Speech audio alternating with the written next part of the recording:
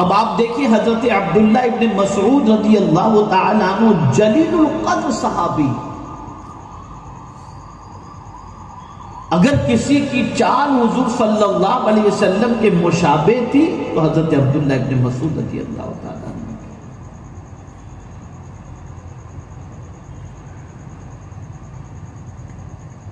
ایک سوچ آج میں آپ کی درست کر رہا ہوں۔ حضرت عبداللہ ابن مسعود رضی اللہ تعالیٰ عنہ جب خطاب فرما رہے تھے تو ہزاروں کی تعداد میں تابعین موجود تھے، اور حضرت عبداللہ ابن مسعود رضی اللہ تعالیٰ عنہ وہ صحابی ہیں جو سرکار کی نعلین اپنی آستین میں رکھا کرتے تھے، اس لیے ان کو صاحب النعلین کہا جاتا ہے۔ نعلین اپنی ادھر حضور نے اپنے نعلین اتارے، جوتے مبارک اتارے، حضرت عبداللہ ابن مسعود اٹھاتے تھے اپنی آستین میں لے لیتے تھے، اسی لیے ان کو صاحب النعلین کہا جاتا ہے۔ اور سرکار صلی اللہ علیہ وسلم کے گھر میں اس طرح آنا جانا تھا ان کا کہ لوگ حضور صلی اللہ علیہ وسلم کے گھر والوں میں انہیں تصور کرتے کہ یہ تو اہل بیت میں سے ہیں، یہ حضرت عبداللہ ابن مسعود۔ تابعین موجود تھے، حضرت عبداللہ ابن مسعود رضی اللہ تعالیٰ عنہ نے خطاب فرمایا،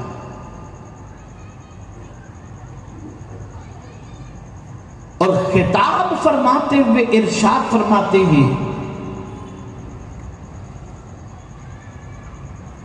کن سے خطاب کر رہے ہیں؟ پہلے میں ایک سوال پوچھوں گا، مجھے اس کا جواب چاہیے۔ برابر سن رہے ہیں آپ؟ توجہ ہے آپ کی؟ توجہ ہوگی تو بات اچھی طرح ذہن میں بیٹھے گی، ورنہ ادھر ادھر آپ مائنڈ کو رکھیں گے، کچھ سوچتے ہوں گے، کچھ دماغ کہیں اور گھوم رہا ہوگا تو بات ذہن میں نہیں آئے گی۔ اور شیطان کوشش بھی ایسے موقع پہ کرتا ہے کہ مائنڈ کو ادھر ادھر گھما دے تاکہ جو سمجھنے کی بات ہے وہ سمجھ نہ سکے۔ سننے والے تابعین اور خطاب فرمانے والے حضرت عبداللہ ابن مسعود رضی اللہ تعالی عنہ خطاب فرماتے ہیں، اے لوگو، تمہاری نمازیں اور تمہاری عبادتیں صحابہ سے زیادہ ہیں۔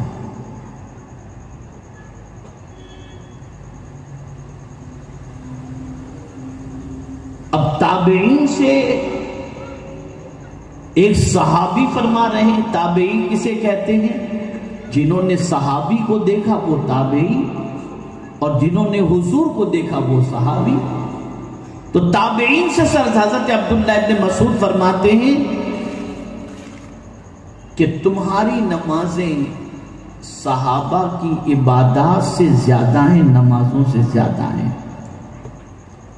اب آپ مجھے بتائیے، اگر کوئی یہ سنے تو خوشی تو ہوگی نا؟ خوش ہو گئے تابعین، بہت خوش ہوئے کہ ایک جلیل القدر صحابی یہ کہہ رہے کہ تمہاری عبادتیں صحابہ سے بڑھ کر کے، خوش ہو گئے۔ لیکن پھر اس کے بعد حضرت عبداللہ ابن مسعود رضی اللہ تعالی عنہ نے فرمایا، تمہاری عبادتیں ان کی عبادتوں سے زیادہ ضرور ہیں، لیکن وہ تم سے بہتر تھے، وہ تم سے بہتر تھے۔ اب جب بہتر کہا گیا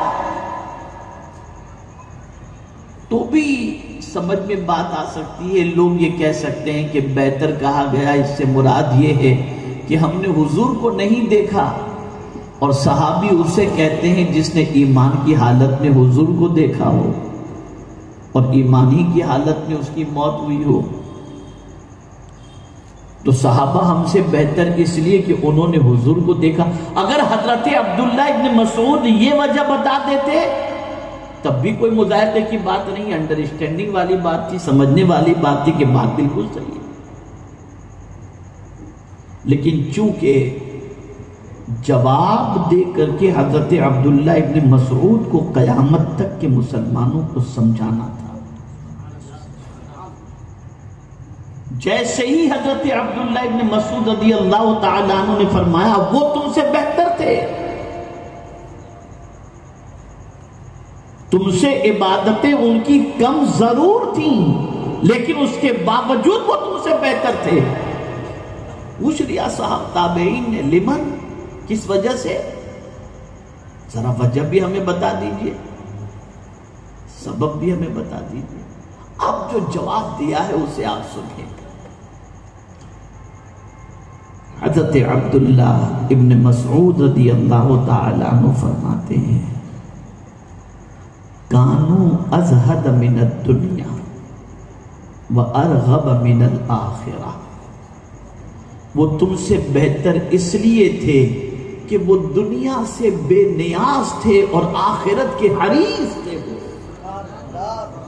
ان کو دنیا کی کچھ نہیں پڑی تھی،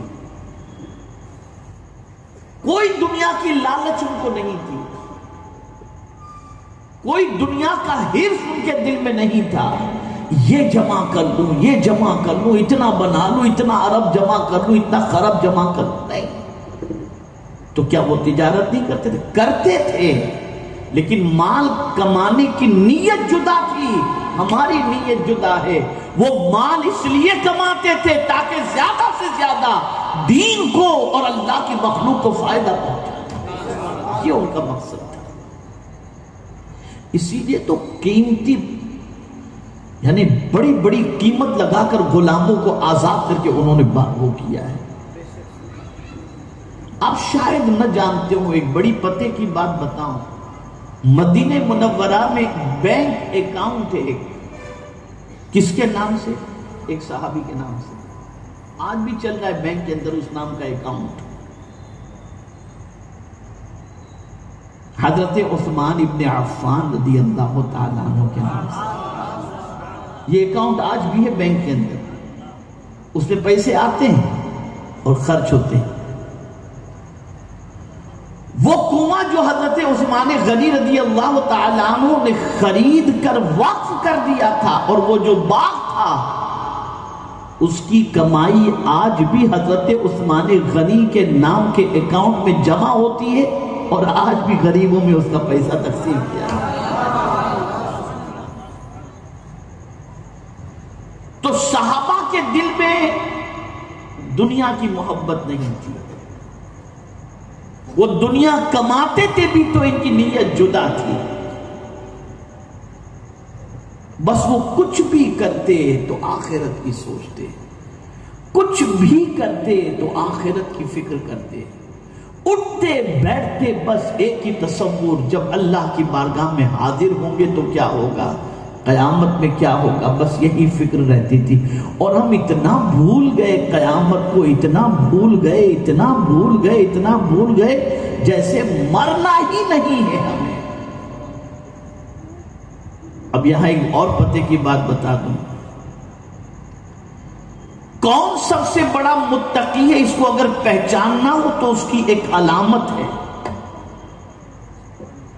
اور وہ علامت یہ ہے جو دنیا سے جتنا زیادہ محبت کرنے والا نہ ہو اسے سمجھ لینا کہ یہ متقی ہے۔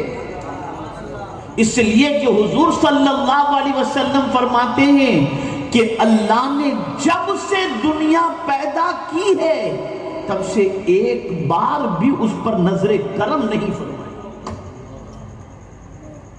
نظر رحمت نہیں ڈالی اس میں۔